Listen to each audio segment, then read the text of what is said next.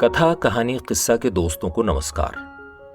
कहते हैं समय के साथ सब कुछ बदल जाता है, लेकिन हमारे व्यक्तित्व में गहराई में जो बातें जड़ें जमाई रहती हैं वो आसानी से नहीं बदलती, खट्टे अचार की तरह। आज की कहानी स्त्री पुरुष संबंधों पर एक दृष्टि डालती है। अंग्रेजी की प्रसिद्ध लेखिका कैथरीन मैन्सफील्ड की मूल कहानी का शीर्षक है अ डिल पिकल। प्रस्तुत है इसकी हिंदी पेशकश खट्टा अचार।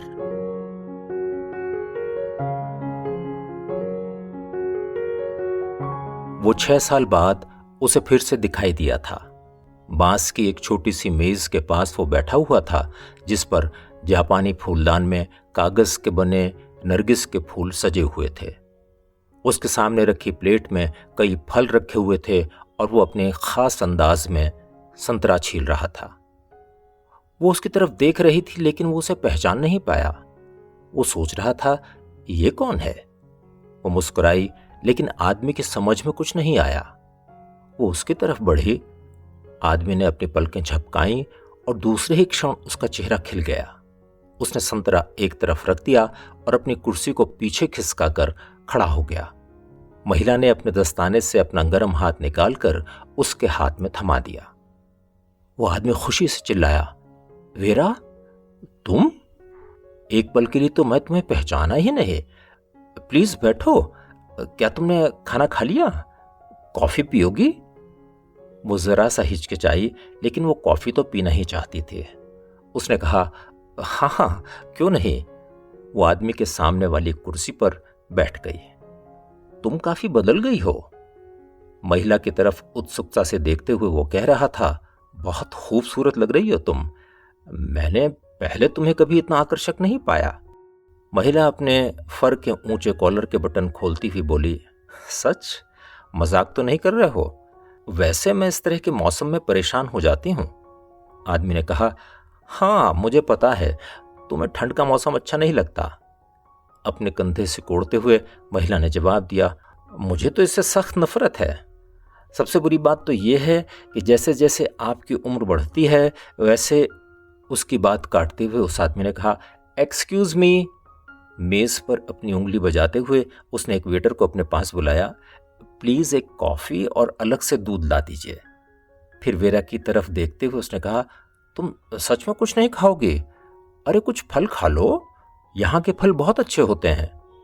वेरा ने कहा, नहीं नहीं शुक्रिया। वो आदमी मुस्कुराते हुए बोला, चलो जैसी तुम्हारी मर्जी। हाँ, तुम कुछ कह रही थी। जैसे जैसे उम्र बढ़ती है ऐसा ही कुछ कह रही थी। वेरा ने हंसते हुए जवाब दिया, जैसे जैसे आदमी की उम्र बढ़ती है वैसे वैसे उसके उत्साह में कमी आती जाती है। वो सोच रही थी कि इस आदमी की यह आदत अभी तक नहीं गई। 6 साल पहले भी वो ऐसे ही उसकी बात को बीच में ही काट देता था। उसे याद था, वो जब भी कोई बात करती तो वो अचानक उसके होंठों पर हाथ रखकर उसे चुप करा देता था और किसी दूसरे की तरफ मुखातिब हो जाता। फिर उसके मुंह से हाथ हटाकर उसे ऐसे देखता जैसे कह रहा हो कि चलो अब बताओ तुम क्या कह रही थी। हाँ, तुम कह रही थी कि उत्साह कम हो जाता है। आदमी ने वेरा की बात दोहराई। वो हंसते हुए बोला, तुम्हारी एक और बात है जो बिल्कुल नहीं बदली। वो है तुम्हारी आवाज और तुम्हारे बात करने का दिलकश तरीका। वो वेरा की ओर हल्का सा झुका तो वेरा को संतरे की तीखी सी गंध महसूस हुई। वो बोला, तुम केवल एक शब्द भी बोलो तो मैं कई आवाजों के बीच भी तुम्हारी आवाज पहचान जाऊंगा। तुम्हें याद है जब हम पहली बार एक दोपहर क्यू गार्डन में मिले थे? मुझे तो इस बात का ताज्जुब हो रहा था कि मुझे किसी भी फूल का नाम नहीं पता था, लेकिन पता नहीं ऐसा क्यों होता है कि जब भी मैं कुछ रंग बिरंगा देखता हूं तो मेरे कान में तुम्हारी आवाज गूंजने लगती है। जेरेनियम, मेरीगोल्ड और वर्बिना। मुझे ये 3 नाम ही ध्यान रह गए। तुम्हें वो दोपहर याद है ना? वेरा ने एक लंबी सांस ली और फिर कहा, हाँ हाँ मुझे बहुत अच्छी तरह से याद है। उसके दिमाग में उस दोपहर का एक और बेतुका सा दृश्य उभर आया। वो उनके आसपास उड़ रहे कुछ कीड़ों के पीछे पागलों की तरह पड़ा हुआ था। अपने हैट से वो उनको भगाने के लिए अजीब सी हरकतें कर रहा था। आसपास बैठे लोग उसकी इस हरकत से परेशान हो गए थे। उसे खुद बहुत बेइज्जती महसूस हुई। उसके दिमाग में अचानक से एक और स्मृति कौन थी। उसने देखा कि वो एक लॉन में बैठी हुई है और वो पास ही हरी घास पर लेटा हुआ है। अचानक ही उसने अपना सिर वेरा की गोद में रख दिया। उसने कहा, मेरी इच्छा हो रही है कि मैं जहर खा लूं और तुम्हारी गोद में ही मर जाऊं। उसे देखते हुए वेरा ने कहा, ऐसी बातें मत करो, मैं तो इस बारे में कभी सोच भी नहीं सकती। लेकिन उसने कोई जवाब नहीं दिया। वेरा का हाथ अपने हाथ में लेकर उसने अपने गालों पर रख दिया। उसने कहा, मैं ऐसा इसलिए कह रहा हूं क्योंकि मैं तुमसे बहुत प्यार करता हूं। मुझे पता है कि तुम मुझे कभी प्यार नहीं करोगी। मैं ये दुख सह नहीं पाऊंगा। उस दिन की तुलना में वो आज बहुत अच्छा लग रहा था। अब उसके अंदर वो अनिर्णय और दुविधा की स्थिति नहीं दिखाई दे रही थी। उसके अंदर उस परिपक्व व्यक्ति जैसा आत्मविश्वास और दृढ़ता दिखाई दे रही थी जो जीवन में अपनी मंजिल पा लेता है। उसका व्यक्तित्व अब आकर्षक और प्रभावपूर्ण हो गया था। उसने पैसे भी खूब कमाए होंगे। उसके कपड़े भी कीमती लग रहे थे। तभी उसने अपनी जेब से रूसी सिगरेट का एक डब्बा निकाला। उसने पूछा, तुम पियोगी सिगरेट? वीरा ने जवाब में कहा, हाँ पी लूंगी, ये सिगरेट अच्छी लग रही हैं। उस आदमी ने कहा, हाँ अच्छी तो हैं। सेंट जेम्स स्ट्रीट में एक आदमी से मैंने इन्हें बनवाया है। मैं ज्यादा नहीं पीता, लेकिन जब भी पीता हूं तो ध्यान रखता हूं कि वो स्वाद में जबरदस्त और ताजी हो। सिगरेट मेरी आदत नहीं है, बल्कि इत्र की तरह शौक की चीज है। तुम्हें इत्र अभी भी पसंद है? मैं दरअसल जब रूस गया, बात काटते हुए बोली, तुम क्या सच में रूस गए थे? उसने कहा, हाँ गया था, करीब 1 साल रहा। क्या तुम भूल गए कि हम वहां जाने की कितनी बातें करते थे? वीरा ने कहा, नहीं नहीं, भूली नहीं हूं, मुझे अभी तक याद है। वो हल्के से हंसा और फिर अपनी कुर्सी पर पीठ टिकाकर बैठ गया। वो कह रहा था, कितनी अजीब सी बात है। मैं उन सब यात्राओं पर गया हूं जहां जाने की हमने योजना बनाई थी। जैसे तुम कहा करती थी कि जगहों को आत्मसात करना चाहिए, मैंने वैसा ही किया। सच बात तो यह है कि अपने जीवन के पिछले 3 साल मैं लगातार यात्रा करता रहा हूं। मैं स्पेन, कॉर्सिका, साइबेरिया, रूस, मिस्र और कुछ दूसरी जगहों पर जा चुका हूं। अब मुझे केवल चीन जाना है। लड़ाई के खत्म होते ही मैं चीन के लिए निकल जाऊंगा। जब वो एस्ट्रे में सिगरेट की राख झाड़ते हुए कोमलता से बात कर रहा था, तब पता नहीं क्यों वीरा को अजीब सी अनुभूति हुई। उसे लगा कि उसकी छाती के अंदर नींद में डूबा हुआ कोई जानवर करवट लेकर उठ रहा है। पहले ये धीरे से उठा, लेकिन फिर इसने अपने पैर फैलाए और दूर दराज की उन जगहों को अपनी ललचाई आंखों से देखने लगा। मुस्कुराते हुए वीरा ने कहा, मुझे तुमसे जलन हो रही है। उस आदमी ने कहा, ये यात्राएं बहुत शानदार थीं, खासतौर पर रूस की यात्रा। मैंने तो कुछ दिन वोल्गा नदी में एक क्रूज पर भी बिताए। तुम्हें वो नाविक वाला वो गीत याद है जिसे तुम अक्सर बजाती थीं? उसके हाँ में सिर हिलाने पर उसने पूछा, क्या तुम अभी भी वो धुन बजाती हो? वीरा ने कहा, नहीं, अब मेरे पास पियानो नहीं है। इस पर वो आश्चर्य से बोला, अरे तुम्हारे पास तो सुंदर सा पियानो था, उसका क्या हुआ? हल्के से मुस्कुराते हुए वीरा ने कहा, बेच दिया, बहुत दिन हुए। वो आदमी बोला, लेकिन तुम्हें तो संगीत बहुत अच्छा लगता था। वीरा ने जवाब में कहा, अब संगीत के लिए मेरे पास समय नहीं है। उस आदमी ने विषय बदलते हुए कहा, वोल्गा में बिताया वो समय अच्छा रहा। 1-2 दिन में ही आप दूसरे लोगों के साथ घुल मिल जाते हैं। जरूरी नहीं कि आपको भाषा आती ही हो। क्रूज पर आपका दूसरों के साथ एक संबंध सा बन जाता है और ये एक दिलचस्प बात है। आप उनके साथ खाना खाते हो, दिन उनके साथ बिताते हो और शाम गाने गाते हुए गुजार देते हो। वो आदमी कह रहा था, तुम्हें रूस के जीवन की लगभग सभी बातें अच्छी लगती हैं। वहां सब कुछ बिल्कुल अनौपचारिक है, सब कुछ दिल से निकलता है। आप एकदम आजाद महसूस करते हो, सब सवालों से मुक्त। गांव के लोग भी बहुत बढ़िया होते हैं, यहां तक कि जो आपकी गाड़ी हाँक रहा होता है वो भी आपके जीवन का हिस्सा बन जाता है। मुझे याद है, मैं अपने दोस्तों के साथ पिकनिक मनाने ब्लैक सी के तट पर गया था। हम लोग घास पर बैठे शैंपेन पी रहे थे, तभी हमारे पास एक कोचवान आया। उसने हम लोगों से कहा, आप लोग भी ये खट्टा अचार खाएंगे? वो हम लोगों के साथ उसे बांटना चाहता था। ये सब मुझे बहुत अच्छा लगा। मेरी बात समझ रही हो ना? एक क्षण के लिए उसे लगा कि वो भी रहस्यमयी ब्लैक सी के पास घास पर बैठी हुई है। उसे घास पर बैठी एक महिला भी दिखाई दी, जिसकी पीली ड्रेस घास पर फैली हुई थी। उनसे कुछ ही दूरी पर कोचवान एक कपड़े में लिपटे अपने खाने को घुटनों के ऊपर रखे हुए बैठा था। वो कह रहा था कि यह खट्टा अचार लीजिए। हालांकि वो नहीं जानती थी कि यह किस चीज का बना हुआ था, लेकिन उसे एक शीशी में हरे रंग का कुछ दिखाई दे रहा था। अचार जरूर बहुत खट्टा रहा होगा। खटास की याद करके उसने अपने होंठ अंदर की तरफ सिकोड़ लिए। इसके बाद वहां पर शांति सी हो गई। वो दोनों ही एक दूसरे की तरफ देख रहे थे। अतीत में जब वो एक दूसरे को इस तरह से देखते थे तो उन्हें लगता था कि एक दूसरे को वो दिल की गहराइयों से जानते हैं। उनकी आत्माएं एक दूसरे को अपनी बाहों में लिए समुद्र में डूबने के लिए उतर जाती थीं, उदास प्रेमियों की तरह। लेकिन अब आश्चर्य की बात है, वो चुपचाप बैठा हुआ था। आखिर उसने कहा, तुम सच में गजब की श्रोता हो।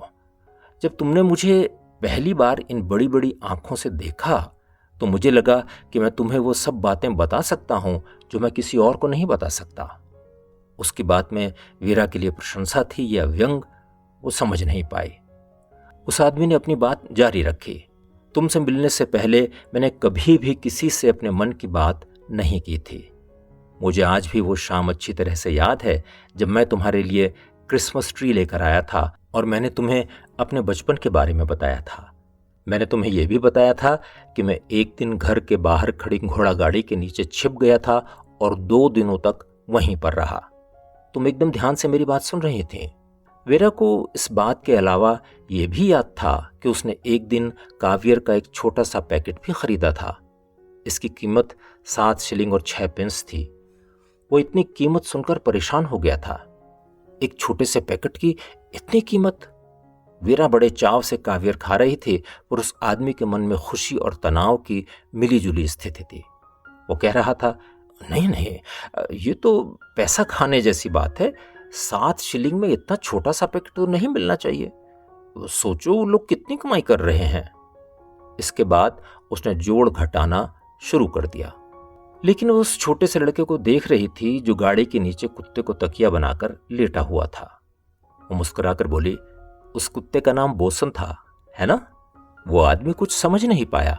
उसने कहा, कुत्ता? कौन सा कुत्ता? मुझे तो कुत्ते के बारे में कुछ याद नहीं रहा। वेरा उसे याद दिला रही थी, अरे वही कुत्ता जो घोड़ा गाड़ी के नीचे तुम्हारे साथ था। वो आदमी बोला, अच्छा भाई, मुझे तो अब कुछ याद नहीं। मुझे ऐसा लगता है जैसे एक युग बीत गया। मुझे लगता ही नहीं कि अभी 6 साल ही बीते हैं। आज तुमसे मिलने के बाद मुझे अतीत में छलांग लगानी पड़ी। मैंने कई बार सोचा कि मैंने तुम्हें अतीत की बातें सुना सुनाकर बहुत परेशान किया था। अब मुझे समझ आता है कि तुमने उस समय अपने पत्र में वैसी बातें क्यों लिखी थीं जिनसे मेरा मन बहुत ज्यादा दुखी हुआ था। मुझे कुछ ही समय पहले तुम्हारा वो पत्र मिला और मैं उसे दोबारा पढ़कर खूब हंसा। तुमने मेरे बारे में सच में बहुत सही लिखा था। तुम अभी जा तो नहीं रही हो ना? वीरा ने अपना कॉलर ऊपर कर लिया और वो बटन लगा रही थी। उसने किसी तरह चेहरे पर मुस्कुराहट लाते हुए कहा, हाँ, अब मुझे जाना ही होगा। वो वीरा को मनाता हुआ कह रहा था, प्लीज अभी मत जाओ, कुछ देर तो रुको। उसने वीरा का एक दस्ताना अपनी उंगलियों में कसकर पकड़ लिया। वीरा को लगा उसका गुस्सा धीरे धीरे कम हो रहा है। वो बोला, क्या मैंने तुम्हारा दिल दुखाने वाली कोई बात कही है? वीरा ने झूठ बोला, नहीं नहीं, तुमने ऐसी कोई भी बात नहीं की। उसे पता नहीं क्यों ऐसा लगने लगा था कि वो 6 साल पुराना वाला इंसान ही है। वो आदमी आवाज में कोमलता लाता हुआ बोला, मैं तुम्हें सच बताऊं कि मैं उस समय क्या चाहता था? मैं एक कालीन बनकर तुम्हारे कदमों में पिच जाना चाहता था ताकि तुम्हारे पैरों पर चोट न लग पाए। मेरे मन में किसी भी तरह का स्वार्थ नहीं था। बस मेरे दिल में यह ख्वाहिश थी कि मैं एक कालीन बन जाऊं और तुम्हें उस पर बैठाकर उन देशों की ओर निकल जाऊं जहां तुम जाना चाहती थी। जब वो ये सब कह रहा था, वेरा को पता नहीं क्यों ऐसा लगा जैसे उस पर कोई नशा सा सवार हो रहा है। उसकी छाती में छिपा हुआ जानवर फिर से करवट लेने लगा। वो आदमी लगातार बोले जा रहा था, मुझे ऐसा लगता था कि दुनिया में तुमसे अकेला और कोई है ही नहीं। इसके बावजूद तुम ही ऐसी इंसान लगती थी जो जिंदा हो। ऐसा लगता था कि तुम उस समय के लिए नहीं थी और उससे पहले ही पैदा हो गई थी। भाग्य की बात है। वेरा सोच रही थी, हे भगवान, मैंने ये क्या किया? मैंने अपनी खुशियां खुद ही गंवा दी। यही तो वो आदमी है जिसने उसे समझा है, पहचाना है। क्या अब बहुत देर हो चुकी है? वो कह रहा था, यह भी सच बात है कि तुम्हारा कोई दोस्त नहीं था और ना ही तुम किसी को दोस्त बनाना चाहते थे। मुझे लगता है कि अभी भी तुम्हारी स्थिति वैसी ही है। कुछ देर रुककर वेरा ने कहा, हाँ, मेरी स्थिति अभी वैसी ही है।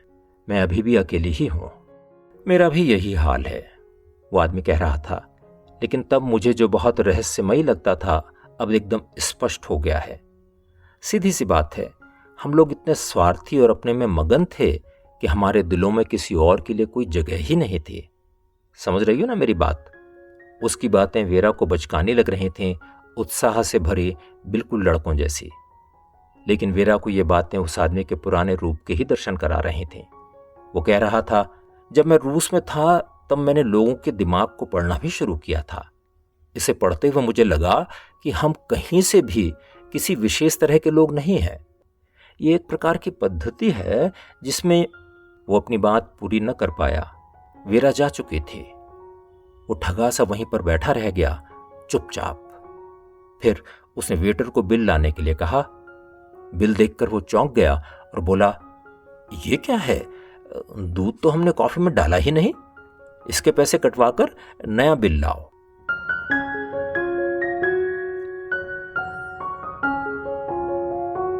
खट्टा अचार। अभी आपने कैथरीन मैन्सफील्ड की अंग्रेजी कहानी अ डिल पिकल की ये हिंदी प्रस्तुति सुनी।